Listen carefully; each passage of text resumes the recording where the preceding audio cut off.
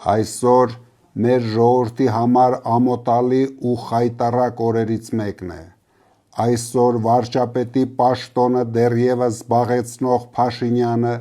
չափազանց լկտի, ես կասեի անհավասարակշիռ վերաբերմունք է ցուցաբերել մեր երկրի քաղաքացիների նկատմամբ։ Մարդը, ով ժամանակին ասում էր, թե մեր երկրում կա 3 միլիոն վարչապետ, կորցրել է ինքնատիրապետումը և իրականության զգացումը։ Այսօր իր քարոզարշավի ժամանակ ժողովրդին իր նախընտրական ծրագրերը ներկայացնելու փոխարեն Փաշինյանը ձեռքերին ազատություն է տվել և հարձակվել անհետ կորած մեր հերոսի քրոջ վրա, և շրջապատված լինելով թիկնապաներով Փաշինյանը հարձակվել և վիրավորել է երիտասարդ տղամարդու։ Եվ այսպես շարունակ։ Սիրելի հայրենակիցներ, ուզում եմ ձեզ մի բան ասել.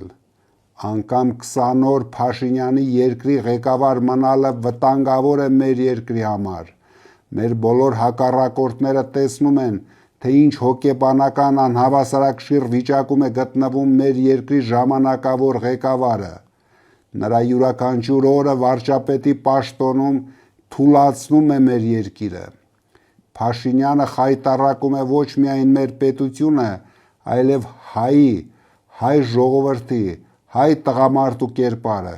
Մենք դա թույլ չենք տալու։ Հունիսի 7-ին մեր ժողովուրդը վերջ կտա ազգային խայտառակությանը։